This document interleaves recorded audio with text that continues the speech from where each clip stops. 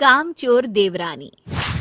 एक बार की बात है, सुषमा अपने पूरे परिवार के साथ खुशी खुशी मोहन नगर में रहती थी। उसकी 2 बहुएं थी, पल्लवी और शिवानी। एक दिन दोनों बहुएं रसोई में काम कर रही होती है कि तभी उनकी सास सुषमा उन्हें बुलाती है। अरे बहू, जरा इधर तो आना।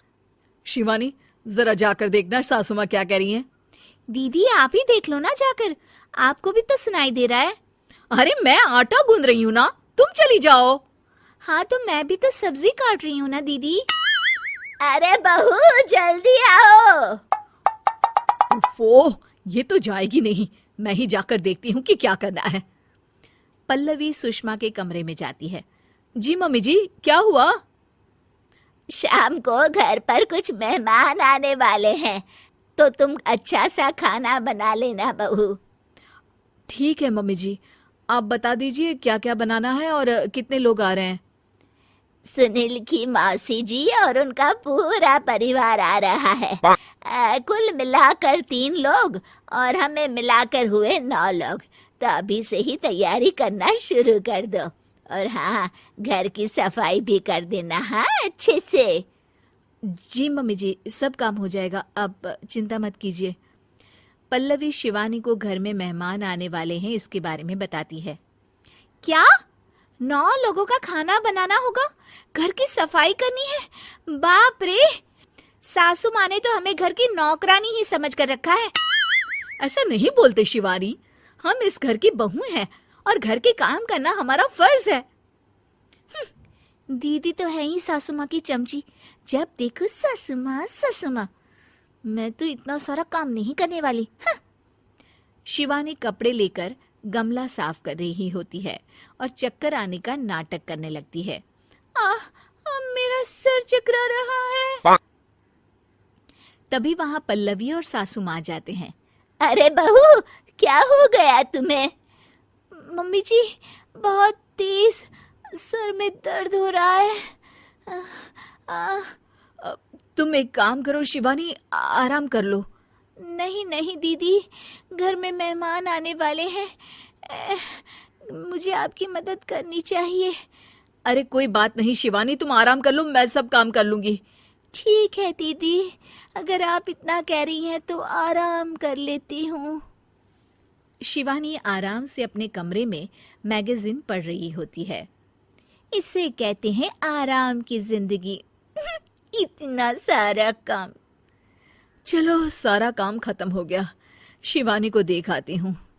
शिवानी अपने कमरे में ईयरफोन में गाने सुनते सुनते सो जाती है और उसके साइड में मैगजीन भी रखी होती है।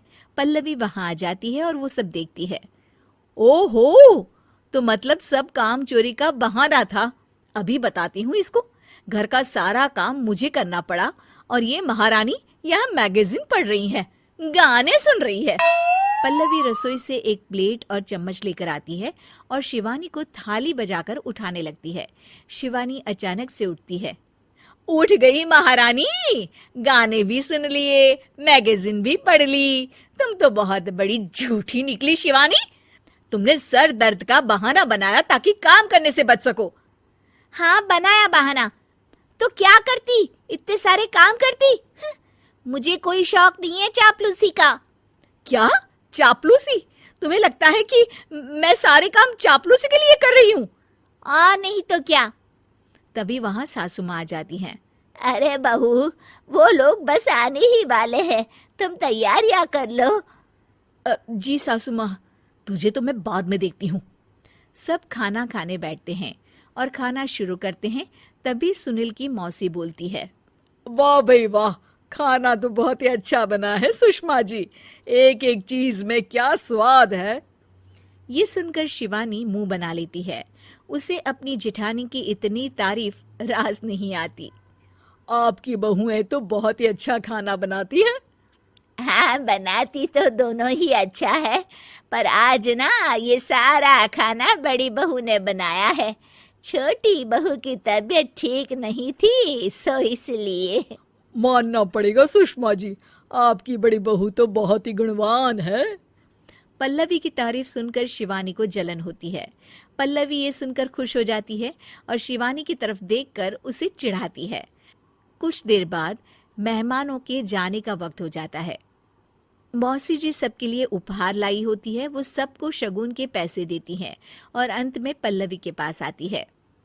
तुम्हारे लिए शगुन का लिफाफा तो है ही, पर बहू तुम्हें एक और उपहार भी मिलेगा इतना अच्छा खाना बनाने के लिए। मौसी अपने सोने के कंगन निकालकर पल्लवी को पहना देती है। ये लो, ये मेरे मनपसंद कंगन है, अब से ये तुम्हारे हुए। धन्यवाद मौसी जी। ये देखकर शिवानी तो पूरी तरह से जल जाती है और गुस्से से रसोई में चली जाती है। तभी वहां पल्लवी आ जाती है और उसे अपने कंगन दिखाने लगती है। देवरानी जी, अब आपका सर दर्द ठीक तो है ना? मुझे लगता है कि अब सर दर्द शुरू हो गया होगा आपका।